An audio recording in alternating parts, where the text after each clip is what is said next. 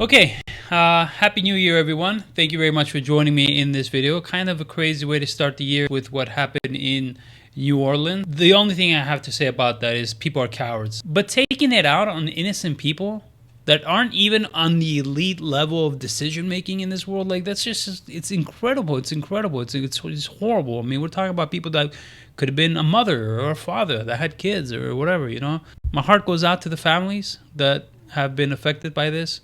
I don't know what else to say. Okay, so the market is open though today. It did open finally, because I like when the market is open, because to be honest, for me, the market is the funnest thing in the world for me. It is like a game for the kids. It is a hobby. It is a life for me. Like I just love investing, and it's also a world. I can say it's a world that is outside of the real world in a way. I know it's connected with the real world. That's what, you know, the stock market is about, connected to what's going on in the real world and the companies and all that. But I don't know if you ever played SimCity 3000. A few moments later.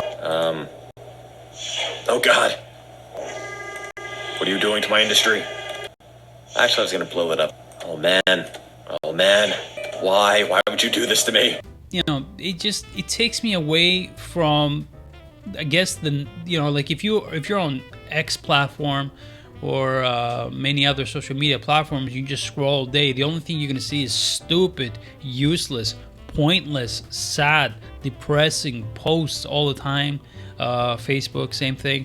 And when I'm in the stock market, I'm in a happy world. I'm in a different world, and I like it. So I'm super excited that the market is open today. I will cover an IPO today, guys, because it's been a long time, and people have been asking me, Mike, when are you going to cover an IPO? You haven't covered an IPO in months, so I will cover one today, and also show you some stocks that we've already covered, and some lessons to be learned from those stocks, including for me also. You're gonna like it. Okay, so let's look at this real quick as an example before I get to the IPO, guys.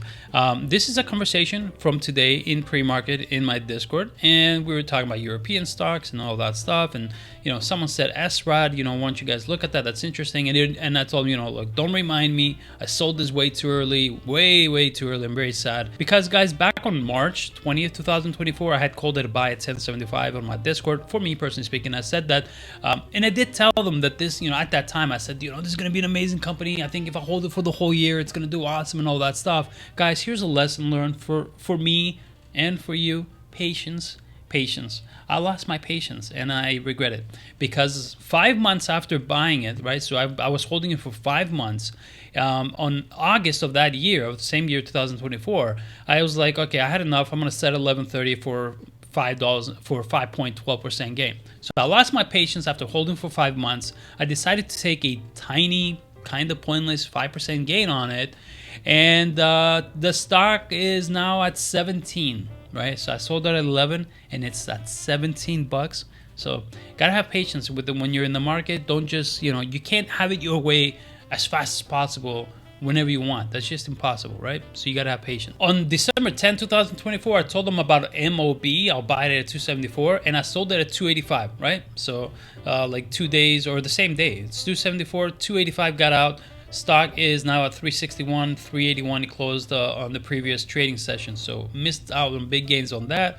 ZCAR, I'm actually happy I got rid of that. I told them I'll buy it at 291. That was on December 26, 2024, and then I sold it at 341 the same day. They knew about that. I told them about before I got in and where I'll sell and all that stuff. So that was a good one. And then SkyWater Technologies. We've covered this many times before. I've done YouTube videos for SkyWater Technologies on the YouTube channel when it was $8. So I did say I would buy it at 8.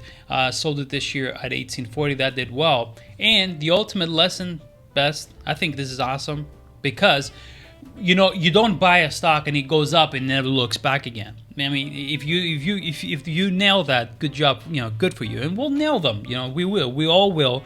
We're all going to buy a stock at some point that's just going to keep going up. It's not going to look back again.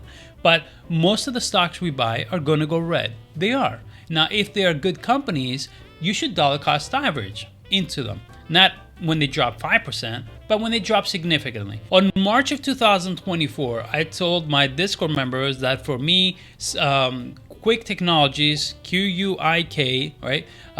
Quick Logic is a buy for me. So I did buy 100 shares.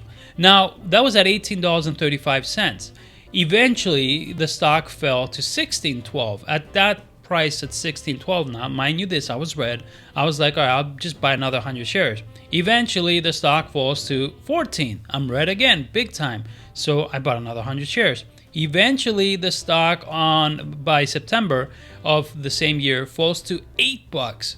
And at that time, I was like, okay, from 14, to 8. 8 is a good one. I'll buy 300 shares. Eventually, the stock, guys, on November falls to $6.78, at which I said, okay, there's no way this is going any lower. I'm going all out. I'm buying 800 shares.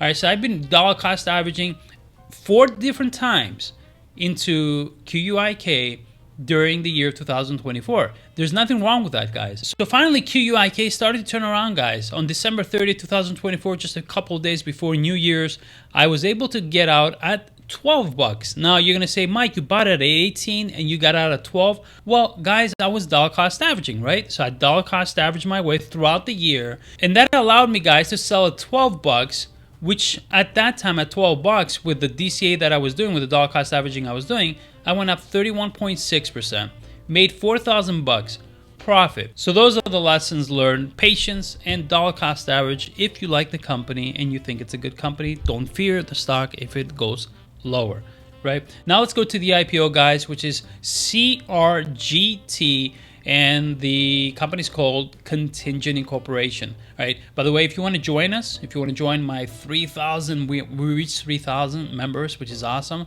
on the Patreon/Discord community, you can join us. The link will be in the comment section below, in the description, of the video. Patreon.com/bullmarketwatch. There's limited seats. I opened them up again because we had 2,000 some members, and then we went to 3,000, and now it's just wow. Okay, I have limited seats on purpose because it's getting very crowded, and I need to learn how to manage all of that. But if you want to join us, like I said, limited seats, guys. Cortigent Incorporation, ticker symbol CRGT.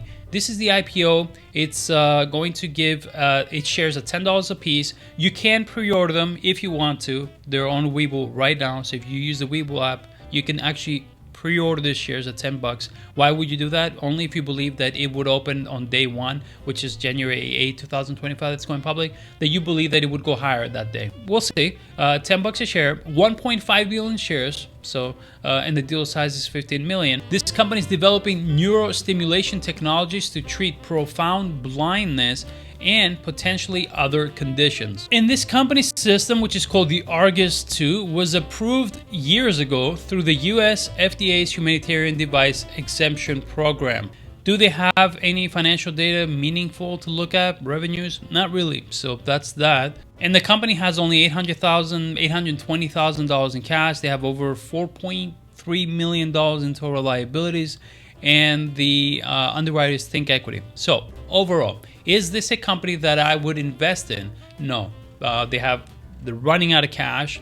They had this device approved years ago and still no revenue. They're got way more debt than they with no revenue. And Think Equity is really not the greatest underwriter. And I wish you all a good start to this year in 2025 with health, #1 priority, happiness, and for your investments to go well. Thank you very much, everyone. Thank you very much for your support on this channel, and let's grow this channel in 2025. And at the same time, let's grow our investments. Let's help each other out. If you have any hints, tips you want to give and share with everyone about what stock you think might be a good investment, always let us know in the comments section below. Take care, everyone.